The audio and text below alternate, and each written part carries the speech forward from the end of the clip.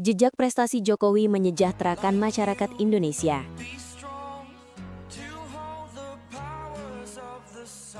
Sebelum kita lanjut, jangan lupa subscribe dan nyalakan loncengnya agar tidak ketinggalan info terbaru lainnya dari tanda kutip. Periode kepemimpinan Presiden RI Joko Widodo telah mencapai puncaknya dengan dibarengi berbagai catatan positif yang juga menyertai Jokowi menjelang purna tugas. Dengan mengusung program prioritas revolusi mental pada awal kepemimpinannya, Presiden Jokowi merevolusi cara berpikir dan perilaku masyarakat Indonesia agar lebih positif dan produktif. Berbagai program penyediaan lapangan kerja seperti pengembangan ekonomi digital, padat karya, reformasi ketenagakerjaan, serta upaya peningkatan kemampuan melalui berbagai program pelatihan dan inkubasi, seperti pada program Kartu Prakerja yang memberikan akses ke pelatihan, sertifikasi, serta pemberian insentif finansial, turut membantu dalam meningkatkan kesejahteraan masyarakat Indonesia meski diterpa badai pandemi COVID-19 beberapa tahun silam. Hal tersebut membuahkan hasil, dibuktikan dengan menurunnya angka pengangguran di Indonesia. Sejak 2020, angka pengangguran di Indonesia terus turun dari 7,07% pada 2020, 6,64% pada 2021, 5,86% pada 2022, 5,32% pada 2023, dan 4,8% pada 2024. Penurunan angka pengangguran tersebut juga berimplikasi pada penurunan angka kemiskinan. Angka kemiskinan di Indonesia tercatat berada pada 10,14% pada 2021, 9,54% pada 2022, 9,36% pada 2023, dan 9,03% pada 2024 ini. Demikian pula angka kemiskinan ekstrem di Indonesia yang nyaris hilang pada 2024 ini dengan catatan 0,83%. Tidak hanya bagi angkatan kerja, di bidang pendidikan Presiden Jokowi juga terus memberikan bantuan untuk para siswa di Indonesia. Dalam mewujudkan visi Indonesia Emas 2045, pembangunan sumber daya manusia yang unggul, berdaya saing, produktif dan inovatif juga tak luput dari perhatian. Tak kurang dari 20 juta siswa menerima program Indonesia Pintar setiap tahunnya. Demikian pula untuk para mahasiswa. Sebanyak 1,5 juta mahasiswa menerima program Bidik Misi dan Kartu Indonesia Pintar atau KIP Kuliah. Angka tersebut juga ditambah dengan adanya beasiswa Lembaga Pengelola Dana Pendidikan atau LPDP untuk pendidikan sekitar 45.000 mahasiswa yang berprestasi. Di bidang kesehatan, upaya perbaikan juga menunjukkan hasil positif. Melalui rangkaian program transformasi kesehatan yang digagas oleh Kementerian Kesehatan RI, yang mana pencegahan menjadi langkah utama dibanding pengobatan, Indonesia mampu memperbaiki catatan buruknya. Beberapa di antaranya yakni melalui penurunan angka kematian bayi dari sebelumnya mencapai 27 per 1000 kelahiran menjadi 17 per 1000 kelahiran pada 2023. Penurunan jumlah kematian bayi tersebut juga dibarengi oleh penurunan angka stunting dari 37% menjadi 21,5% pada tahun yang sama.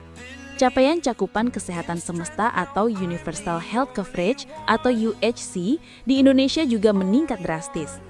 Hingga kini, tercatat lebih dari 273 juta atau sekitar 98,16% warga Indonesia tergabung ke dalam program Jaminan Kesehatan Nasional Kartu Indonesia Sehat atau JKN-KIS, yang separuh dari jumlah tersebut adalah penerima bantuan iuran dari pemerintah.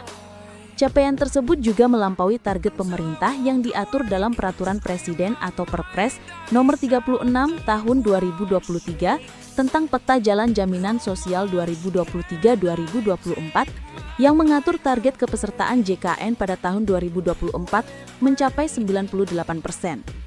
Hal tersebut turut mengantarkan Indonesia mendapatkan pujian banyak negara asing dalam Kongres ke-15 International Health Economic Association atau IHEA di Pusat Konvensi Internasional Cape Town, Afrika Selatan pada 2023 yang lalu. Mandat kesejahteraan rakyat untuk era berikutnya.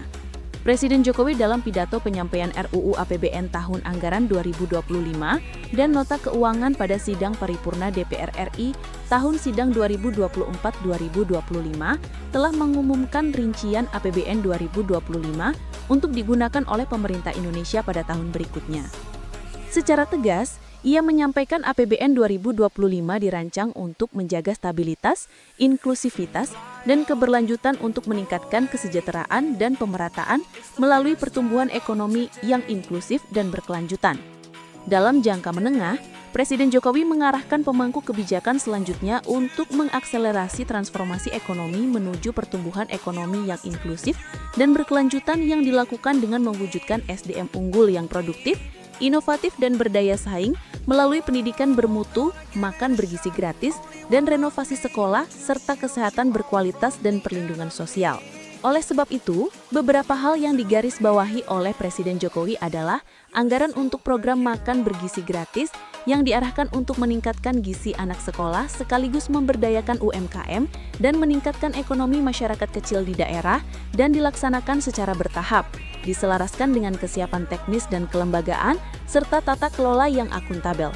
Kemudian, anggaran juga difokuskan untuk program percepatan renovasi sekolah untuk meningkatkan akses, kualitas serta link and match pendidikan dengan dunia usaha serta pembangunan sekolah unggulan. Presiden Jokowi menekankan pembentukan ekosistem pendidikan yang kondusif. Oleh karenanya, anggaran Rp722,6 triliun dialokasikan untuk peningkatan gizi anak sekolah, renovasi sekolah, dan pengembangan sekolah unggulan serta perluasan program beasiswa, pemajuan kebudayaan, penguatan perguruan tinggi kelas dunia, serta untuk pengembangan riset. Di samping itu, untuk mengurangi beban masyarakat miskin dan rentan, serta mengakselerasi pengentasan warga miskin yang lebih tepat sasaran, efektif dan efisien, pemerintah mengalokasikan sebesar Rp504,7 triliun dalam rangka perlindungan sosial.